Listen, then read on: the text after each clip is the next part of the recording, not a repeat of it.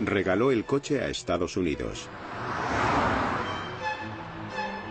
Creo que Henry Ford puede haber sido el hombre más influyente del siglo XX. Se creó enemigos acérrimos. Era una persona desagradable. Creía en el trabajo duro. Y exigía trabajo duro. Para trabajar en la Ford tenías que olvidarte de tu dignidad, tu humanidad. Recibió elogios de todo el mundo, desde el presidente Herbert Hoover hasta del enemigo público número uno John Dillinger. Fue un hombre que cambió nuestro estilo de vida. Fue un mito estadounidense que nos dio la producción en cadena, el modelo T, el V8 y los atascos de tráfico. Es por culpa de mi bisabuelo. Henry Ford.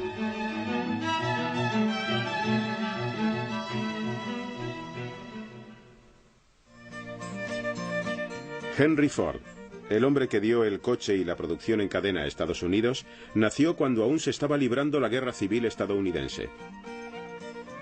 El 30 de julio de 1863, William y Mary Ford, propietarios de una de las granjas cedidas por el estado más rentables de Dearborn, Michigan, tuvieron su primer hijo que sobrevivió, un niño, Henry.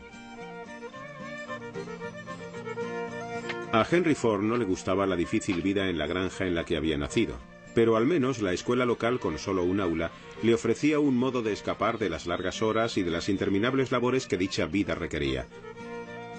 Además, poseía una curiosidad natural.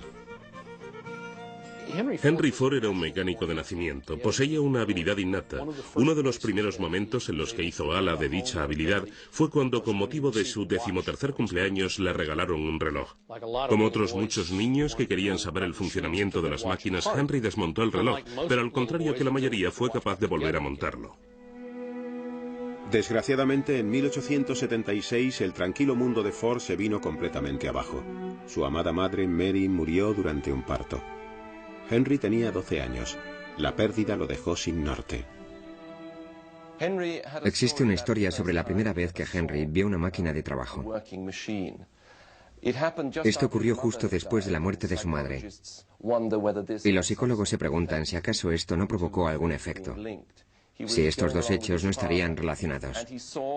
Iba paseando con su padre y vieron una máquina de granja, una de las que se utilizaban entonces, que se acercaba hacia ellos, pero con una particularidad. Se movía sola porque el ingeniero había colocado una cadena desde el eje hasta la rueda. Era como un motor de autopropulsión muy rudimentario, pero para Henry Ford fue el gran descubrimiento. Fue entonces cuando Ford descubrió que quería trabajar con máquinas. Así que a los 16 años dejó la granja y recorrió los 14 kilómetros que lo separaban de Detroit. Allí acabó encontrando trabajo en la Dry Dock Company, dedicada a la fabricación de barcos de hierro. Eso le dio la oportunidad de trabajar con motores. La educación práctica de Ford había comenzado. Después de 3 años trabajando como aprendiz, Henry Ford decidió que ya había aprendido todo lo que iba a aprender en la Dry Dock y regresó a la granja familiar. Pero se llevó consigo su amor por las máquinas. Empezó a trabajar para la Westinghouse Company, que hacía exhibiciones y reparaba máquinas por todo el sur de Michigan.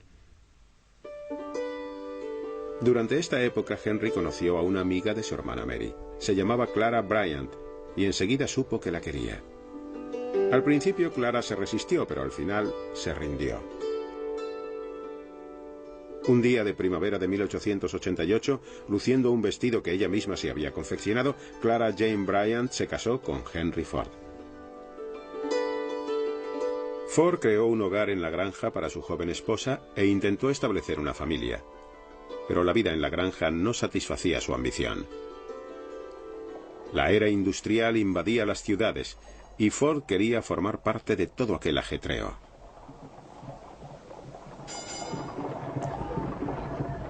En un viaje a Detroit se despertó el interés de Ford por los automóviles propulsados con gasolina, como este construido por los hermanos Dorie de Springfield, Massachusetts. Se estaba produciendo una revolución y Ford quería participar de ella. En 1891, Henry Ford se traslada con su joven esposa a Detroit para trabajar en la Edison Illuminating Company. donde empezó a ascender rápidamente, llegando a doblar su salario inicial cuando fue ascendido a ingeniero jefe. El incremento en la renta sirvió de gran ayuda. El 6 de noviembre de 1893, Clara Ford dio a luz a un robusto niño, Edsel Bryan Ford. Con la inspiración renovada, Ford se dispuso a construir el vehículo propulsado con gasolina que llevaba tiempo rondándole en la mente. Henry Ford disponía de una capacidad de concentración enorme. Cuando trabajaba en un proyecto se convertía en una especie de profesor chiflado. Así, cuando construyó su primer motor de combustión interna, su propia versión de estos motores, estaba tan dedicado a su trabajo que se lo llevó a casa la noche de Navidad, cuando su pobre esposa estaba preparando el pavo y el resto de la comida. Cuando llegó, plantó el motor en medio de la cocina, lo metió en el fregadero y obligó a su mujer, que tenía las manos llenas de grasa y eso, a que le echara gasolina por la parte de arriba. Él conectó los cables y arrancó la máquina. Sobra decir que llenó la cocina de asfixiantes nubes de humo. En un cobertizo detrás de su casa, el automóvil de Ford cobraba forma poco a poco. Con la ayuda de algunos amigos de la Edison Company, empezó a construir el vehículo que él llamó cuadriciclo. Dicho nombre se debió a una buena razón. Su planteamiento era colocar dos bicicletas juntas y propulsarlas con un rudimentario motor de gasolina.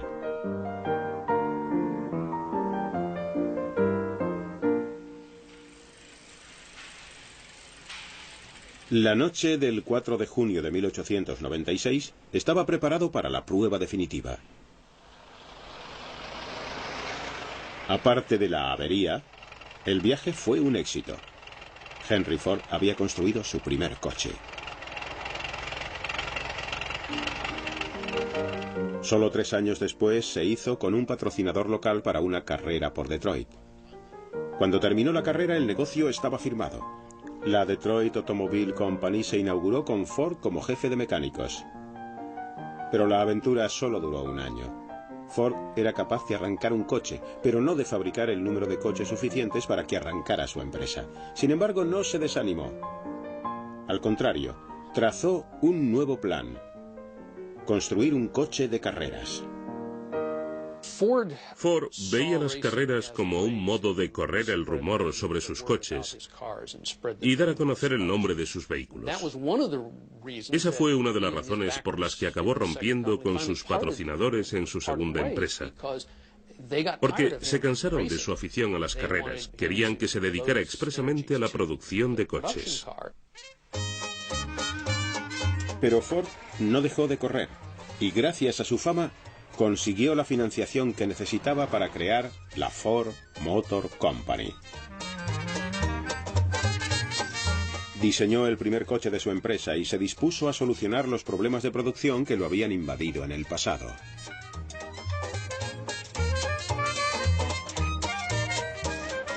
Abrió una tienda, contrató personal, sacó un coche y esperó.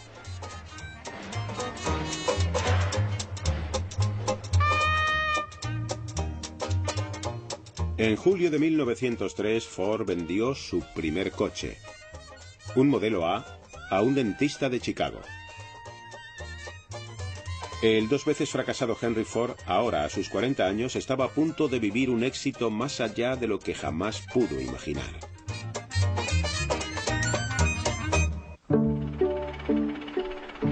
En 1904 se habían vendido más de 500 modelos A. Henry Ford, que en la foto aparece con su hijo Edsel, celebró su éxito comprándose su primer traje de etiqueta.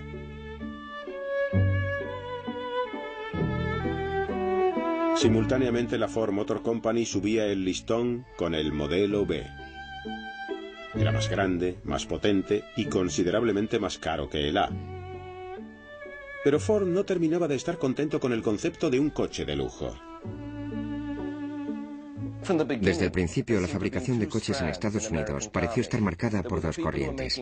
Había gente que pensaba que se trataba de hacer coches no tirados por caballos para los ricos, que los cargarían de cosas y los harían más pesados y lujosos. Y luego estaba Henry Ford, que pensaba que los coches debían ser capaces de recorrer caminos sin asfaltar y atravesar los arados de los campos. Un granjero tenía derecho a usar un coche y a quitarle una rueda y a arreglarle la cadena, al igual que cortaban árboles o descascarillaban el maíz. Eso fue lo que más le interesó desde el principio. Henry Ford trasladó su concepto a la tienda y estuvo probando hasta que dio con su coche ideal, el modelo T. El modelo T era sencillo, muy fiable para aquellos tiempos y muy resistente. Se levantaba mucho del suelo, tenía mucha distancia del suelo, lo cual ahora parece extraño que fuera considerado como ventaja, pero en una época en la que la mayoría de los caminos eran para carros, la distancia del suelo era muy importante y también era barato.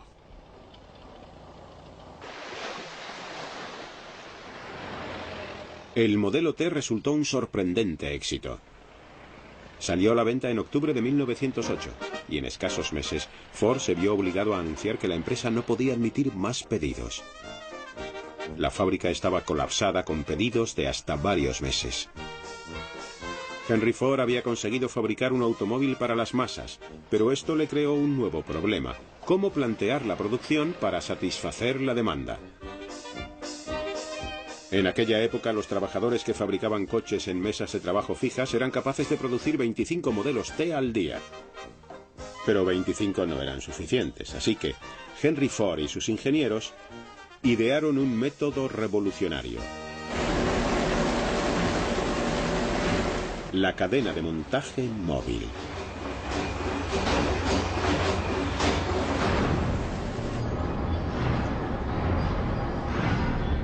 Agosto de 1913. Se pone en movimiento un chasis en la planta de Highland Park de Ford. Se mueve recorriendo una cadena de hombres y piezas cuidadosamente dispuestos. Eficacia máxima. Con el antiguo sistema, un hombre tardaba 12 horas y media en fabricar un modelo T. Con el chasis en marcha, ese tiempo se reducía a más de la mitad. Un año después, solo se tardaría 93 minutos en fabricar un coche. Con una producción cada vez más eficaz, Ford pudo reducir el precio de sus coches en cientos de dólares. La reducción de precios le permitió conseguir lo que siempre había considerado sus dos objetivos en la vida: acercar los placeres del automóvil al mayor número de personas posible y crear más puestos de trabajo bien pagados para los obreros. Pero había un factor de la ecuación que aún no se había considerado: la producción en masa consumía al trabajador. El obrero solo tenía que realizar una única labor cuando la pieza pasaba por su puesto una y otra vez, hora tras hora, día tras día. La repetición infinita pasaba factura. Para trabajar en Ford en aquella época, debías dejar de lado tu dignidad, tu humanidad y tu sentido de ti mismo. No teníamos ningún control sobre las cosas. Estábamos a merced de la Ford Motor Company. Si trabajabas en la cadena, sudabas hasta quedar absolutamente exhausto. Eras una especie de esclavo. Te ibas a la cama por la noche y soñabas con el trabajo. Te pasabas la noche trabajando en sueños. El volumen de ventas se convirtió en un problema tal que la empresa tuvo que contratar a cerca de 1000 hombres por cada 100 puestos de trabajo que pretendía crear. Y contratar y formar trabajadores costaba dinero. Había que hacer algo. De nuevo Ford dio con una solución: la jornada de $5. Henry Ford pagaría a sus trabajadores más del doble del salario medio. Fue portada de todos los periódicos del país. Cientos de trabajadores se agolpaban a las puertas de la Ford Motor Company. La jornada de $5 respondía muy bien a los objetivos comerciales, pero Ford también quería mejorar las vidas de sus trabajadores.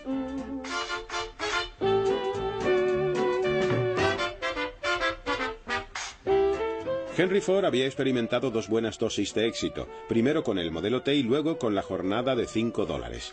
Con la seguridad que suponía el beneplácito de la opinión pública, empezó a considerar iniciarse en otros asuntos. Con una guerra recién estallada en Europa, Ford lo intentó con la política internacional. Un joven periodista enviado a entrevistar a Ford volvió con un artículo en el que citaba palabras textuales de Ford, afirmando que daría todo lo que poseía por parar la guerra. La noticia fue extendiéndose hasta que una conocida pacifista acudió a Ford, en quien encontró una persona dispuesta a escuchar. Ford accedió a ir a una reunión todos los fines de semana en Nueva York. Así su nombre fue añadido a la lista de los componentes de una delegación que elevaba peticiones a los gobiernos en guerra.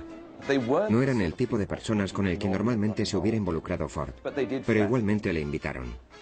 La solución parecía sencilla: fletar un barco, ir a Europa y parar la guerra.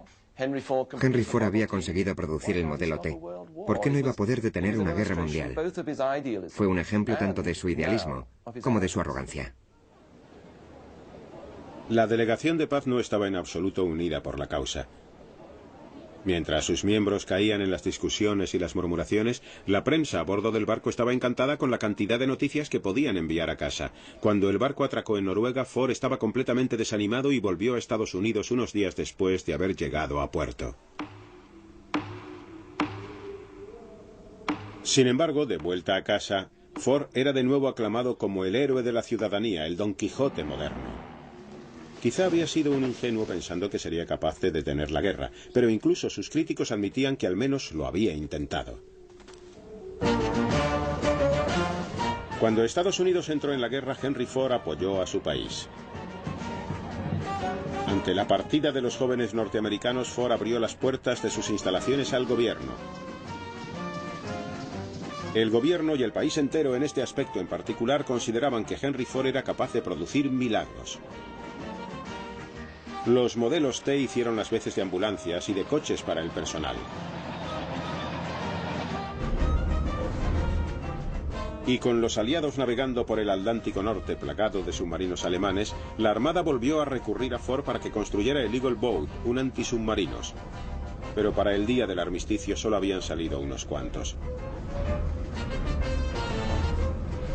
Una vez acabada la guerra, Ford pudo dedicar su atención a otros asuntos, y entre ellos uno que de verdad le molestaba: el problema de quién tenía el verdadero control de la Ford Motor Company. Creo que en 1919, cuando compró las acciones de todos sus accionistas, las cosas empezaron a cambiar de verdad para Henry Ford. Estaba convencido de que interferían demasiado en la forma en la que él quería dirigir la empresa, así que les compró todas las acciones a un precio elevadísimo y se convirtió, junto con su mujer y Edsel, en el único propietario de la Ford Motor Company. A partir de entonces, él personalmente poseía la mayoría de las acciones. Dirigió la empresa como un verdadero dictador, no tenía que responder ante nadie más, y en mi opinión, su caso fue el caso clásico de la corrupción del poder absoluto. Y lo que Henry Ford planeaba hacer con ese poder era mucho más impresionante que nada que hubiera hecho anteriormente.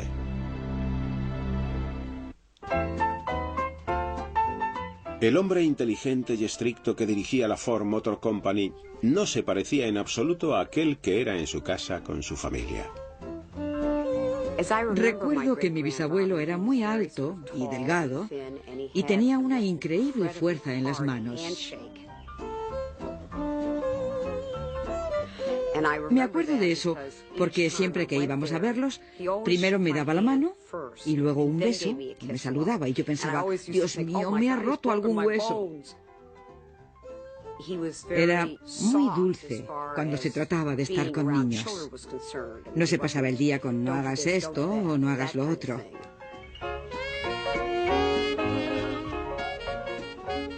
Creo que le encantaba que fuéramos a su casa y vernos jugar. Henry Ford era un soñador. Una vez adquiridas las acciones de los otros accionistas, fue libre para hacer con la Ford Motor Company todo lo que su imaginación le dictara, y eso a menudo iba mucho más allá de la simple fabricación de coches. También construyó el tractor Fordson e intentó poner la aviación al alcance de todo el mundo con un avión pequeño y barato de un solo pasajero. Henry Ford trabajó en una primera ruta de mensajería aérea y en los primeros vuelos de pasajeros regulares promovidos por los chicos de Our Gang, nuestra banda. Construyó y fundó varias escuelas experimentales. Y en el Edison Institute de Greenfield Village, el Museo de Ford y la restaurada American Town rindió tributo al espíritu de la innovación, honrando a personajes tan grandes como su amigo Thomas Edison. Pero el más grande de todos los sueños de Ford fue la Rouge. Una planta que era en sí misma una máquina gigantesca. La construyó en la margen del río Rouge, en Dearborn, Michigan, y pasó a ser el complejo industrial más grande de la Tierra en aquel momento.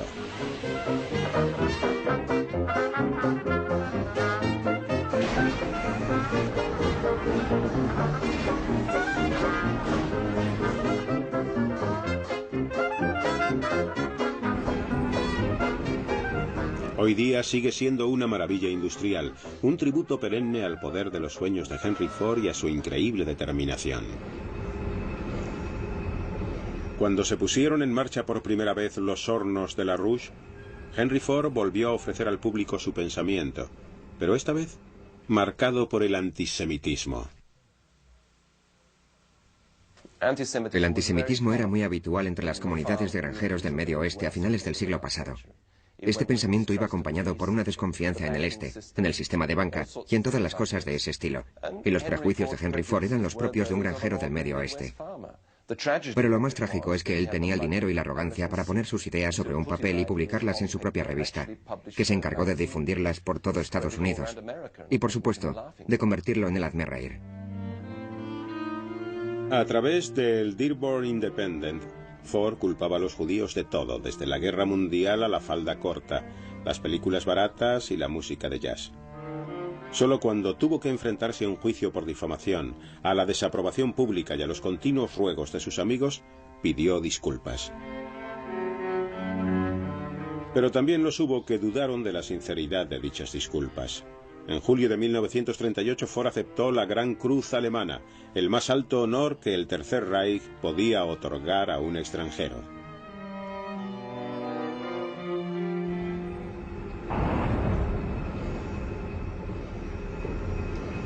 Los años 20 proseguían y los trabajadores de la Ford no dejaban de lanzar miles de modelos T al mercado.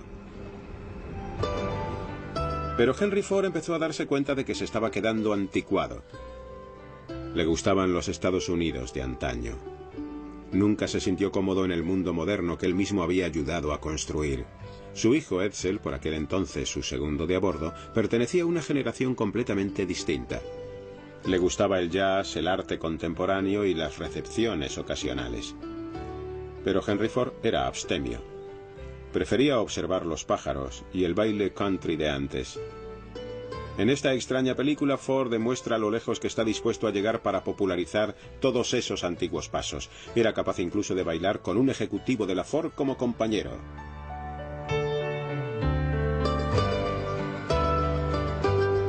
Mientras Henry Ford bailaba, el mercado experimentaba cambios inimaginables para él. Por primera vez en casi 2 décadas, el Tin Lizzie, la lata Lizzie de Ford, se enfrentaba a un serio competidor. El coche que puso en peligro el modelo T fue el Chevrolet. General Motors se dio cuenta enseguida de lo que Edsel Ford había reconocido, que según estaba el mercado, la necesidad real de automóviles estaba cubierta y de que ahora se trataba de convencer a la gente de que se comprara un coche nuevo, aunque el antiguo aún funcionara. Una de las maneras de conseguirlo era fabricar cada año un coche con una forma diferente al modelo anterior, para que pareciera más moderno. En mayo de 1927 la era del modelo T tocó a su fin. El éxito del Chevrolet demostró que el público quería estilo, no solo utilidad. La lata Lizzie había quedado obsoleto sin remedio, relegado a una campaña de reciclaje.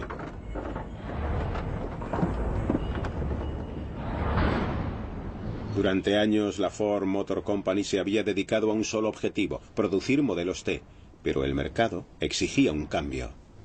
Edsel fue el único que supo convencer a su padre, Henry Ford, de que tenían que volver a sacar el modelo A porque, bueno, el modelo T era un coche estupendo, pero llevaban fabricándolo 20 años y no habían incorporado apenas cambios. Y un cambio era justo lo que Ford necesitaba, pero llegó a un precio.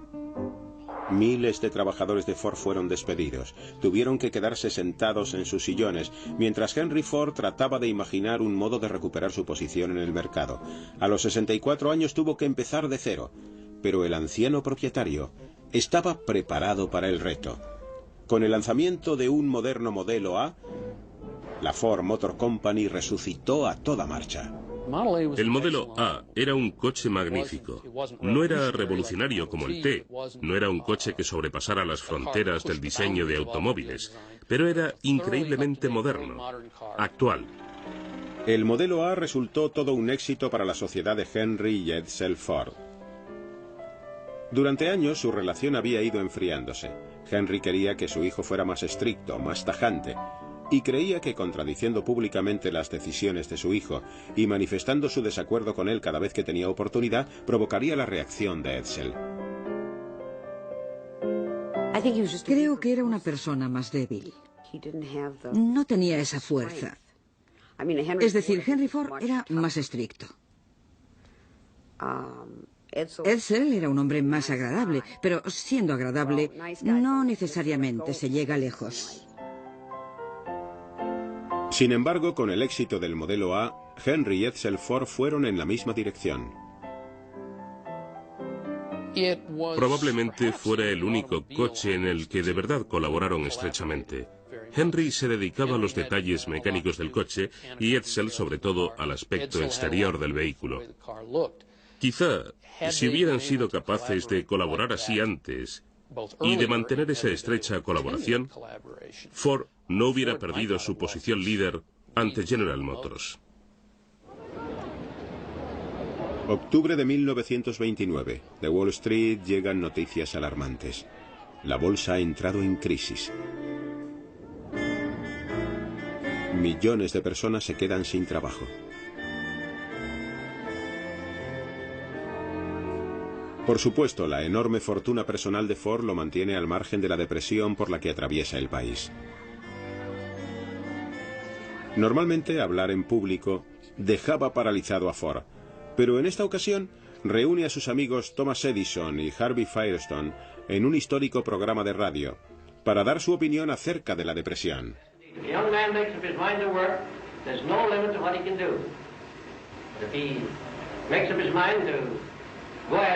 Without the idea of work, he hasn't much chance. He must study and work, and he must go back in any art as far as he can, just dig up the very beginning, and he must, the more he goes back, the further he will be able to see ahead. A pesar de lo apartado que se encontraba Ford de la crisis por la que pasaban las personas de a pie, estaba a punto de ser testigo de cómo la depresión se apostaba a la entrada de su propia casa, llamando justo a las puertas de la magnífica planta del río Rouge.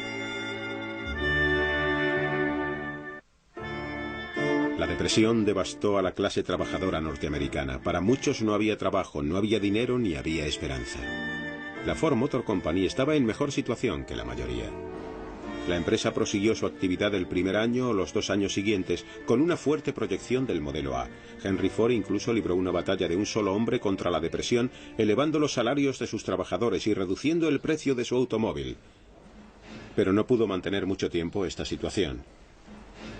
En 1931 la depresión llegó también a Ford. Después de 3 años en el mercado, las ventas del modelo A cayeron drásticamente. El Chevrolet, con su motor de 6 cilindros, y el nuevo Plymouth causaron graves daños a la cuota de mercado de Ford. Una vez más, se vio obligado a detener la producción y enviar a sus trabajadores a casa. Los que se quedaron sufrieron una reducción en sus salarios.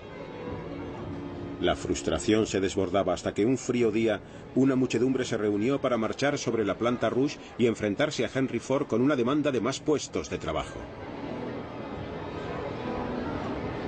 En los límites de la ciudad de Dearborn se apostó la policía en masa, pero los manifestantes ignoraron sus órdenes de dispersarse. La policía atacó y se desató una reyerta a gran escala.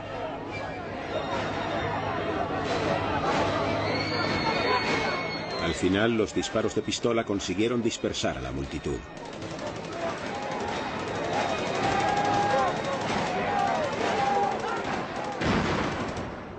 Al terminar el enfrentamiento, 4 jóvenes manifestantes yacían muertos en el suelo y 5 murieron varios días después.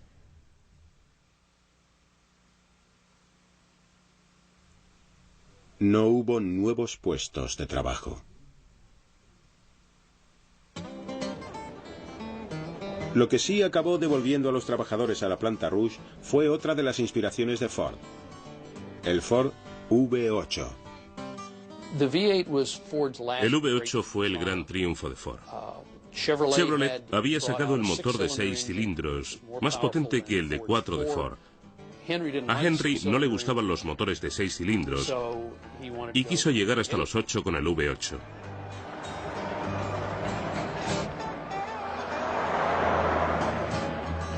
El V8 era un descapotable de 2 plazas capaz de recorrer de 115 a 130 kilómetros por hora y si le quitabas la capota aún corría más.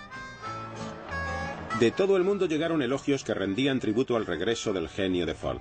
Las cartas de sus admiradores incluían además algunas sorpresas. John Dillinger, el enemigo público número 1, escribió a Henry Ford diciéndole: «Hola viejo amigo, tienes un coche estupendo. Es un gusto conducirlo. Su eslogan debería ser: conduzca un Ford y vea cómo el resto de los coches quedan a su espalda. Puedo hacer que cualquier otro coche se trague el polvo de un Ford». También Clyde Barrow, de la conocida pareja Bonnie and Clyde, sintió que debía elogiar a Ford. «Aunque mi negocio no haya sido estrictamente legal», escribió, «no violo ninguna ley si le digo el coche tan maravilloso que han creado con el V8». Con el éxito del V8, Ford encontró tiempo para dedicar su atención a la campaña de reelección del presidente Herbert Hoover en 1932. A Ford aún le intimidaban mucho los discursos en público, pero pronunció estas palabras: I support the best man for the job. Herbert Hoover should be allowed to carry out his program, and I think he will. He has faced the enemy for 3 years now. He knows all the tactics of the forces of destruction. Why bring a new recruit and retire a seasoned leader? I think of him as a human-hearted, honest-minded, hard-working Hoover. Pero los electores no estuvieron de acuerdo con la opción política de Ford en 1932. Sin embargo, dadas las ventas de su V8, Henry Ford y su hijo Edsel tenían razones para sentirse optimistas frente al futuro. They have been asking us what we think of the coming year. All I can say is that we feel pretty good about the outlook. The United States, even when it is running in low, is a pretty big business proposition. But I believe the country is getting ready to make a very decided step forward next year, and we are doing all that we can to help it along. What do you think of that, Father? Well, I think everybody's decided that they've got to go to work. And I think from now on, there's no one can stop this great country from going ahead.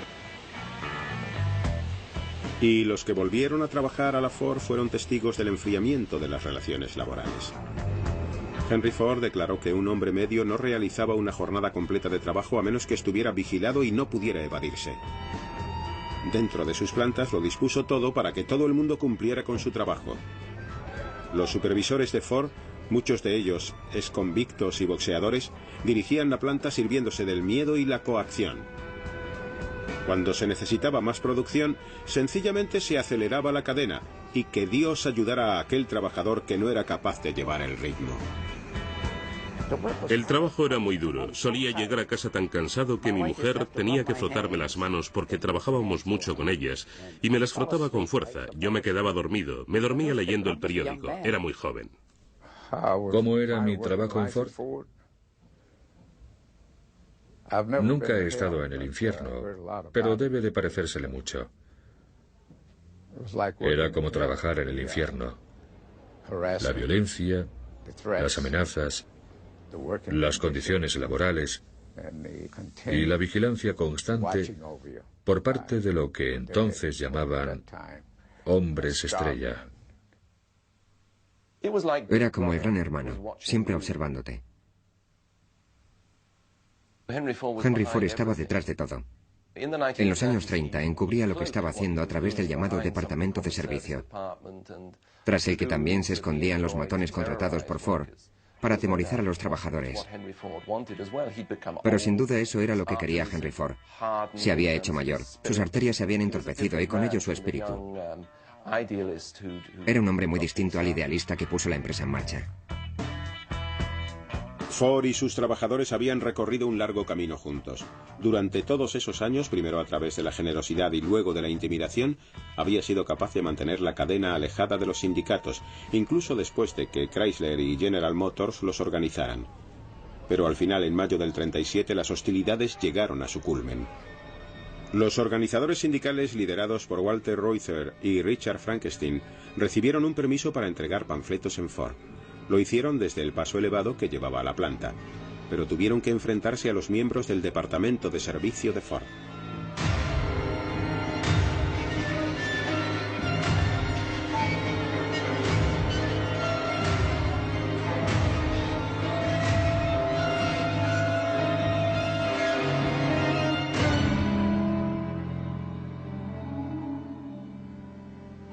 El conflicto a las puertas de la Ford dejó maltrechos a los líderes sindicales, pero no sirvió para conquistar sus reivindicaciones.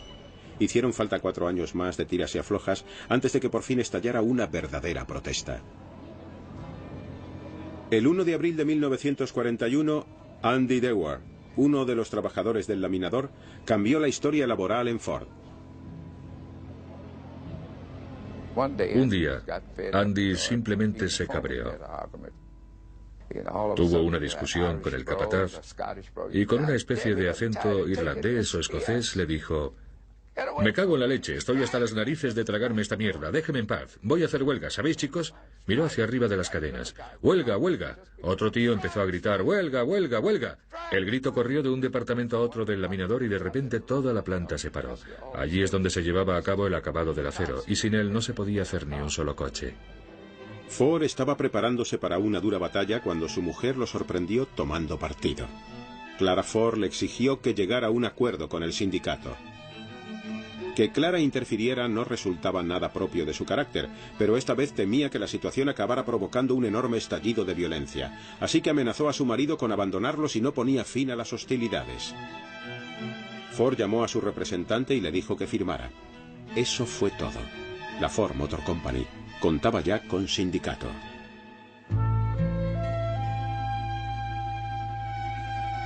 Aunque la paz se restableció temporalmente, Henry Ford estaba a punto de enfrentarse a una enorme tragedia en el plano más personal.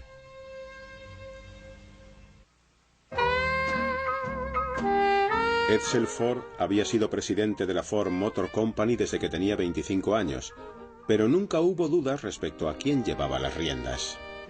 Henry Ford era ingeniero y manitas. Edsel era un hombre completamente diferente. Era un caballero. Era un hombre que destinaba fondos a las artes de Detroit. Era el diseñador. Un manitas moderno. Un hombre con el que me da la sensación que su padre, Henry Ford, tenía dificultad para relacionarse porque eran personalidades completamente opuestas.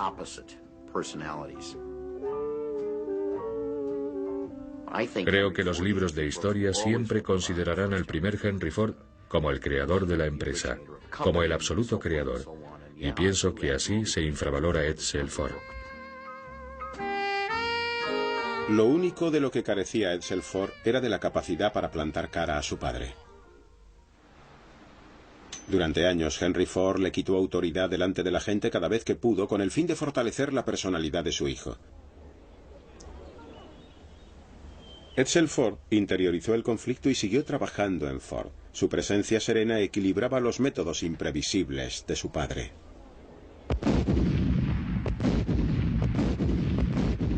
Cuando estalló la Segunda Guerra Mundial, los aliados sufrieron una derrota tras otra.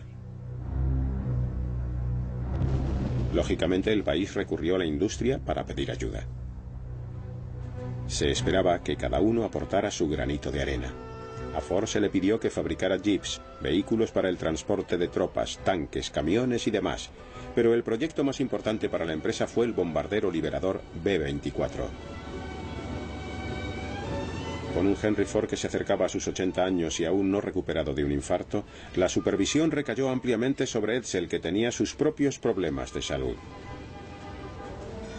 Aún así, los portavoces de la empresa se mostraban lo suficientemente optimistas como para anunciar que cada hora saldría de su planta un B-24. Pero a finales de 1942 solo se habían construido 6 aviones, muy por debajo de las previsiones.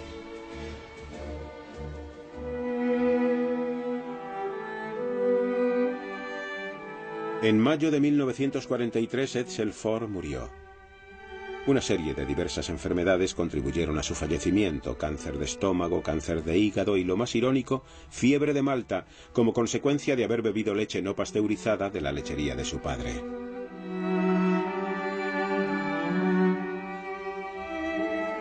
Se dice que Henry Ford nunca fue el mismo tras la muerte de su hijo.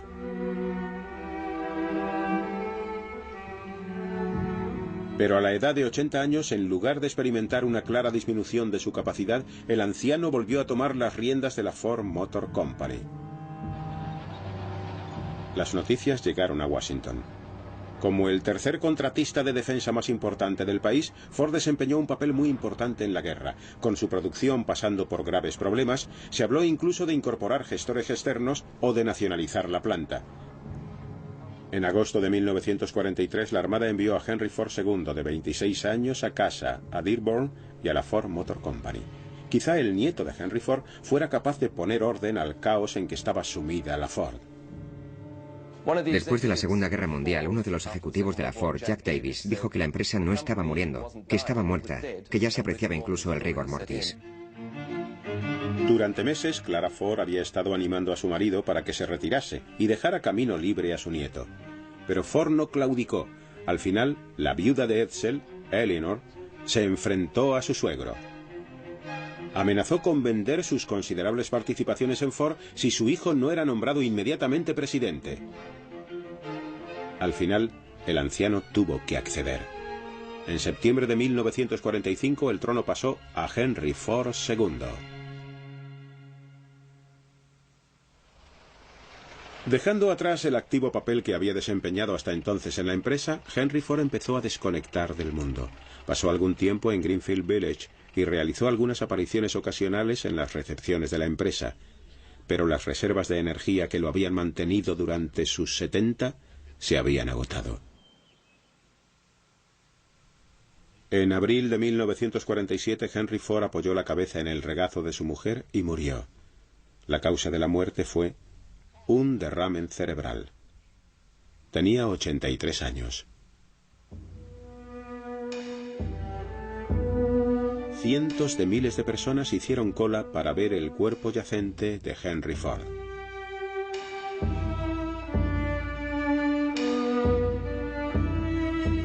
Algunas fábricas cerraron. Otras guardaron minutos de silencio. En total se calcula que cerca de 7 millones de trabajadores demostraron sus respetos al hombre que había cambiado irrevocablemente sus vidas.